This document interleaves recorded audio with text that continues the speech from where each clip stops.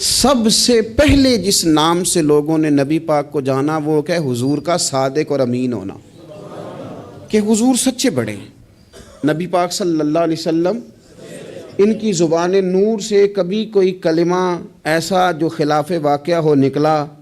حضور سچے ہیں، حضور سچے ہیں۔ نبی پاک نے جو کہہ دیا سو کہہ دیا، حضور اپنے وعدوں کے پکے ہیں۔ رسول پاک بات کے یہ سب سے پہلے صادق اور امین ہونا نبی پاک کا۔ میرے نبی پاک صلی اللہ تعالی علیہ وآلہ وسلم کی صداقت کا، حضور علیہ الصلوۃ والسلام کی زبان کی صفائی کا یہ عالم تھا کہ جب مسلمان نجاشی بادشاہ کے پاس پہنچ گئے، پہلی ہجرت جو ہجرت حبشہ کے نام سے موسوم ہے وہ ہجرت ہوئی۔ حضور سید عالم صلی اللہ علیہ وسلم کے غلام وہاں پہنچے تو انہوں نے وہاں شکایات بھیجیں، اور جب شکایات وہاں پہنچ گئیں تو نجاشی جو تھا وہ کہتا میں جذباتی فیصلے نہیں کرتا، میں ایسے ہی تم آ گئے ہو، تم نے شکایت کر دیا ہے کہ مسلمانوں فتنہ فساد معاذ اللہ پھیلا کے تمہارے پاس آ گئے، میں پہلے تحقیق کروں گا بات کیا ہے۔ اس نے آن کر کے معلومات کی، کہنے لگا کوئی بندہ تلاش کرو، کوئی عرب کا بڑا آدمی وزادار سردار بندہ یہاں تمہیں نظر آئے تو وہ بندہ ذرا لے کے آؤ، اس سے میں نے کلام کرنا ہے، کوئی وزادار آدمی۔ ابو سفیان ابھی مسلمان نہیں ہوئے تھے، حضور کے چچا، وہ ان دنوں حبشہ گئے ہوئے تھے تجارت کی غرض سے۔ لوگ انہیں پکڑ کے نجاشی کے پاس لے آئے تو نجاشی نے سوالات کیے بہت سارے۔ دو چیزیں ہوتی ہیں، ایک بندہ جب کسی کی حمایت میں ہوتا ہے تو پھر بھی سوچ سمجھ سے عاری ہوتا ہے۔ کیوں؟ اس لیے کہ نبی پاک صلی اللہ علیہ وسلم نے فرمایا محبت آدمی کو اندھا بہرا گونگا کر دیتی ہے، اس وقت بھی وہ عاری ہوتا ہے، اور جب کسی کی مخالفت میں ہوتا ہے تو اس وقت بھی سوچ سمجھ سے عاری ہوتا ہے، اس وقت بھی اسے صحیح بات بھی غلط محسوس ہو رہی ہوتی ہے۔ اب یہ مخالفت میں تھے تو کہتے ہیں حضور سید عالم علیہ السلام کے بارے میں جب سوالات پوچھے گئے، سوالات کیے گئے، اور ابو سفیان کہتے ہیں میں چونکہ مخالف تھا تو میں نے اسی انداز میں ایک کہانی رٹی رٹائی انہوں نے یاد کی ہوئی تھی، وہ رٹی رٹائی کہانی ہر جگہ یہ سنایا کرتے تھے، دیکھو جی جس پہ ہمارا ابا تھا، جس مذہب پہ، اس کو وہ کہتے ہیں گمراہ تھا، وہ جی ہمارے دادا کو کہتے ہیں وہ گمراہ تھا، وہ جی ہمارے نانا کو کہتے ہیں بت پرست تھا تو گمراہ تھا، وہ جی انہوں نے ایک بھائی مسلمان کر لیا ہے، دوسرا کافر ہے، گھروں میں لڑائی پیدا کر دی، یہ رٹی رٹائی کہانیاں۔ پھر وہ کہتے تھے دیکھو جی معاذ اللہ جادوگر ہیں، کچھ پڑھ کے پھونکتے ہیں، وہ جی شاعر ہیں، بات ایسی سناتے ہیں کہ اپنے قبضے میں لے لیتے ہیں۔ یہ ساری کہانی انہوں نے یاد کی تھی۔ ابو سفیان کہتے ہیں میں نے وہاں ساری سنائی۔ اب نجاشی نے بھی سوالات پوچھے، کہنے لگے ان کے ماننے والے امیر ہیں کہ غریب ہیں؟ میں نے کہا ماڑے ماڑے لوگ۔ کہنے لگے نبیوں پر پہلے ایمان ہی غریب لوگ لایا کرتے ہیں۔ کہنے لگے اس نے بڑے سوالات کیے، بڑے میں نے جواب دیے، آخر میں اس نے ایک سوال پوچھا۔ ابو سفیان کہتے ہیں میں باہر سے نہیں گیا تھا، میں چچا تھا، مجھ سے پوچھا، کہنے لگے کیا کبھی اس محبوب نے جھوٹ بھی بولا ہے؟ کیا کبھی جھوٹ بھی بولا ہے؟ کبھی؟ تو ابو سفیان کہتے ہیں کہ ایک منٹ کے لیے چونکہ مخالف تھا، میرے دل میں خیال آیا کہہ نہ دوں بولا ہے معاذ اللہ، نقل کفر کفر نہ باشد۔ کہتے ہیں پھر میں نے سوچا کہ ایک تو یہ عرب کی وزاداری کے خلاف ہے کہ میں غلط بات کروں، اور دوسرا یہ کہ میں انہیں جادوگر کہوں تو شاید کوئی اس پر سوچے، شاعر کہوں تو شاید کوئی توجہ کرے، پر مدینے والے محبوب نے جھوٹ بولا ہے یہ تو مانے گا ہی کوئی نہیں، یہ کیسے ہو سکتا ہے؟ یہ تو صادق اور امین ہونا تو ان کا آفتاب سے زیادہ روشن۔ کون اس بات کو تسلیم کرے گا؟ کون مانے گا؟ کوئی نہیں مانے گا۔ اللہ اکبر، کون تسلیم کرے گا؟ ابو سفیان کہتے اس نے پھر پوچھا بتاتے کیوں نہیں، چپ کیوں کر گئے ہو، کیا کبھی انہوں نے جھوٹ بھی بولا ہے؟ اللہ اکبر۔ تو ابو سفیان کہتے ہیں میں بول پڑا، میں نے کہا کہ وہ میرے بھتیجے ہیں، میں نے انہیں ماں کی گود میں بھی دیکھا، دادا کے کندھوں پہ بھی دیکھا، چچا کے گھر میں بھی دیکھا، ختیجہ کا دولہا بنے بھی دیکھا، میں نے اس حبیب کو جگہ جگہ دیکھا، اور میری آنکھوں کے سامنے ان کی کان پٹیوں پہ مقدس سفید بال آئے، میں نے بڑا کچھ دیکھا، پر میں نے اس حبیب کو کبھی جھوٹ بولتے نہیں دیکھا، کبھی یہ لفظ زبان سے نکلے ہی نہیں، کبھی یہ بات کہی نہیں، کبھی جھوٹ بولا ہی نہیں، سوال ہی نہیں پیدا ہوتا۔ تو کہتے سناٹا چھا گیا میری بات پر مجمع میں۔ نجاشی نے کندھے کے اوپر رومال رکھا، اٹھ دیا۔ میں نے کہا بادشاہ رزلٹ تو ہی ناؤسکار، تو نے سوال پوچھا میں نے جواب دیا، اب جا رہا ہے؟ کہنے لگا رزلٹ کیا دینا ہے، رزلٹ تو نکل آیا ہے، جس نے کبھی بندوں سے جھوٹ نہیں بولا وہ یہ جھوٹ کیوں بولے گا کہ میں اللہ کا رسول بن کے آیا ہوں؟ یہ والا جھوٹ کیوں؟ اسیر دشمن کی چاہ میں بھی، مخالفوں کی نگاہ میں بھی وہ امین ہے، صادق ہے، معتبر ہے، میرا پیغمبر عظیم تر ہے، میرا پیغمبر عظیم تر ہے، میرا پیغمبر عظیم تر ہے۔ لگے جو مزدور شاہ ایسا، نہ دھن نہ دولت سربراہ ایسا، دیکھو عرش نشیں کا زمیں پہ گھر ہے، میرا پیغمبر عظیم تر ہے۔ عرش نشیں کا زمیں پہ گھر ہے، میرا پیغمبر عظیم تر ہے۔ میرے عزیز، رسول پاک علیہ السلام کا سچا ہونا، دیانتدار ہونا، یعنی مخالف بھی جس بات کو کہے کہ ہاں یہ بات ٹھیک ہے، کہ ان کی زبان سے کبھی بات غلط نہیں نکلی، لیکن دروغ گوئی، جھوٹ، اور دنیا کے سامنے جھوٹ، اور قومی معاملات میں جھوٹ، اور جتنا دل کرے کھل کے جھوٹ، یہ رویے جب قوموں کے ہو جائیں، میرے عزیز، ایک حضور سید عالم صلی اللہ علیہ وسلم کی صداقتیں، اور پھر میں ایک مقام پہ پہلے بھی میں نے عرض کیا تھا، پھر کہتا ہوں، حضور سید عالم صلی اللہ تعالیٰ علیہ وسلم نے فرمایا تھا یہ جو جھوٹ ہوتا ہے یہ شک پیدا کرتا ہے، اور یہ سچ جو ہوتا ہے یہ اطمینان پیدا کرتا ہے۔ آپ زندگی میں تھوڑے وعدے کر لیں، تھوڑی باتیں کر لیں، پر جتنی کریں، میں عوام سے بھی کہتا ہوں، بیوی نہیں اعتبار کر رہی ہوتی، وہ کہتے ہیں تو جھوٹ ہی بڑے بولتا ہے۔ ایک دوست مجھ سے کہنے لگے کہ آپ اماں سے کہہ دیں کہ میں اس دفعہ عمرے پہ ضرور بھیجوں گا، وہ آپ کی بات مان جائے گی۔ میں نے کہا اماں ابا کو راضی کرنے میں 7-8 منٹ لگ جاتے ہیں، پر اماں تو 1.5-2 منٹ میں راضی ہو جاتی، تو آپ کی اماں نہیں راضی ہو رہی۔ کہنے لگے میں پہلے کئی دفعہ کہہ چکا ہوں نا عمرے پہ بھیجوں گا، تو بھیج نہیں سکا، تو لہٰذا وہ اب کہتی ہے تو جھوٹ بولتا ہے، تو نے کوئی نہیں بھیجنا، تو فراڈ کرتا ہے۔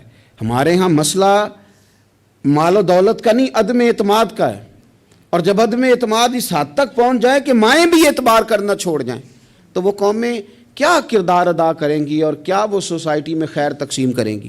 تو سچی بات، نبی پاک علیہ السلام نے فرمایا بندہ جھوٹ بولتا ہے، اور اتنے جھوٹ بولتا ہے کہ وہ رب کی بارگاہ میں جھوٹا لکھ دیا جاتا ہے، اور پھر اس کے لیے جہنم کا فیصلہ ہو جاتا ہے۔ اور کچھ بندے سچ کی کوشش کرتے ہیں، اتنی کوشش کرتے ہیں کہ اللہ کی بارگاہ میں سچے لکھ دیے جاتے ہیں، اللہ کے حضور وہ سچے لکھ دیے جاتے ہیں، اور فرمایا یہ سچ ہی انہیں جنت میں لے جائے گا۔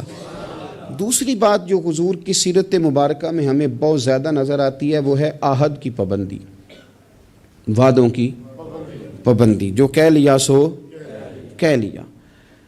جب آپ کوئی عہد کر لیتے ہیں نا، معاہدہ کر لیتے ہیں، پہلے تو اس بات کو اچھی طرح سمجھ لیں کہ حضور نے ایک جملے میں ساری حقیقت بیان کر دی، فرمایا لا دین لمن لا عہد لہ،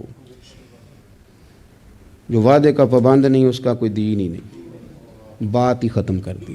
آگے تو آپ تب بڑھیں گے نا جب بنیاد ہی ہوگی، اور جب دین ہی کوئی نہیں، بنیاد ہی کوئی نہیں، تو پھر بات آگے کیسے بڑھے گی؟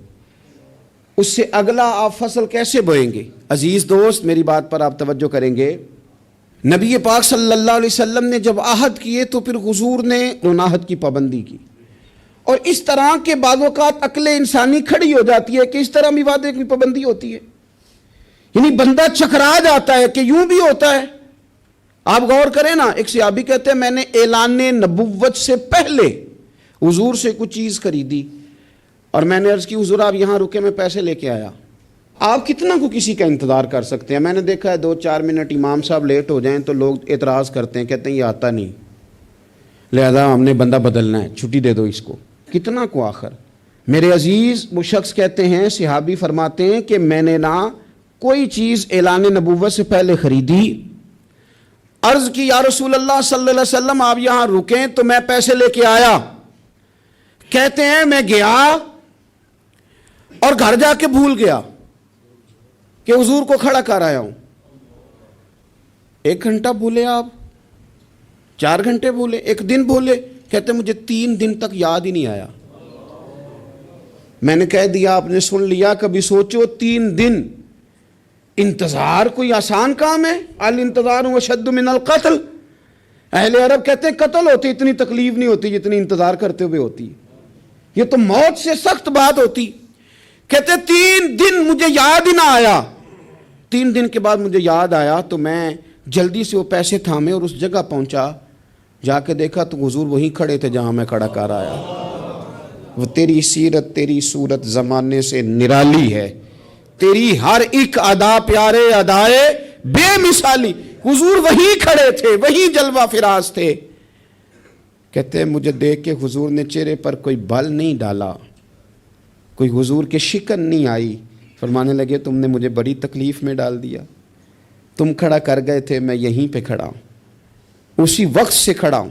میرے رسول پاک صلی اللہ تعالی علیہ وسلم نے وعدوں کے وفا کے تعلق سے جو ہمیں سیرت عطا فرمائی, حضور علیہ الصلوۃ والسلام نے جو اپنا اسوہ نور اس تعلق سے ہمیں دیا ہے, وہ ہر شخص کے لیے دستور حیات ہے, وہ ہر شخص کے لیے دستور عمل ہے.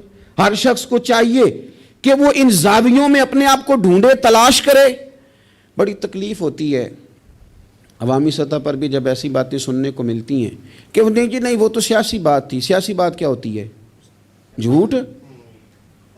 بخاری شریف میں تو یہ لفظ موجود ہیں کہ بنی اسرائیل کی سیاست ان کے نبی کرتے تھے. سیاست کا معنی تو تدبیر کرنا ہے, سیاست کو آپ نے فراڈ کا نام دے دیا ہے. وہ جی وہ میں نے تو بس ویسے بات کی تھی, اس کا کیا معنی ہوتا ہے, اس کا کیا مطلب ہوتا ہے؟ کچھ مسائل ایسے ہیں جو آپ خود پیدا کرتے ہیں, کچھ چیزیں ایسی ہیں جن کے اندر آپ خود چیزوں کو اس پیک پہ لے کے آتے ہیں. اللہ جانے آپ کے کیا مقاصد ہیں اس میں. میرے رسول پاک علیہ الصلوۃ والسلام نے عہد کی پابندی, وعدوں کی پاسداری, اس پر لوگوں کی توجہ دلائی. اور میں نے کہا کہ بعض اوقات حالات اتنے خوفناک ہوتے تھے. حدیبیہ کی صلح ہو رہی ہے اور اس صلح کے اندر ایک شرط یہ تھی کہ اگر کوئی مسلمان اپنے آقا کی مرضی کے بغیر مکہ مکرمہ سے مدینہ طیبہ آئے گا تو حضور اسے رکھیں گے نہیں. اگر کوئی شخص مدینے سے مکہ جائے گا تو مکے والے واپس نہیں کریں گے.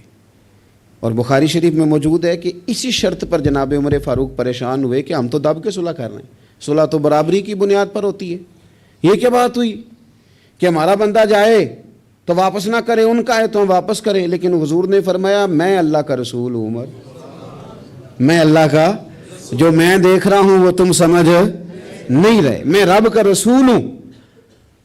اور حضرت عمر کہتے ہیں یہ پہلے میں نے حضور سے بات کی, پھر حضرت ابو بکر سے بات کی, پر قربان جاؤں جو جواب مجھے حضور نے دیا وہی جناب صدیق اکبر نے دیا.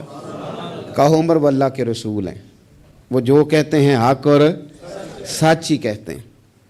حضرت سیدنا فاروق اعظم اور رضی اللہ تعالیٰ عنہ ارشاد فرمانے لگے کہ اس موقع پر نہ ایک اور بھی معمہ ہوا. ایک تو یہ صلح اس انداز میں ہوئی, پھر ایک عجیب مسئلہ ہوا. صحابہ فرماتے ہیں ایک صحابی تھے حضرت ابو جندل رضی اللہ تعالیٰ عنہ, ان کو ان کے والد نے زنجیروں میں باندھا ہوا تھا اور گھر کے اندر قید کیا ہوا تھا کہ آپ جا نہیں سکتے. جب انہیں پتہ چلا نا حضور تو حدیبیہ تک آ گئے تو کسی طریقے سے نا اپنی زنجیریں توڑ کے, اور بعض سیرت نگاروں نے لکھا ہے زنجیروں سمیت, زنجیروں سمیت جب وہ آ رہے تھے تو پاؤں میں زنجیریں پھر پھر کے نا ان کے زخم بن گئے تھے.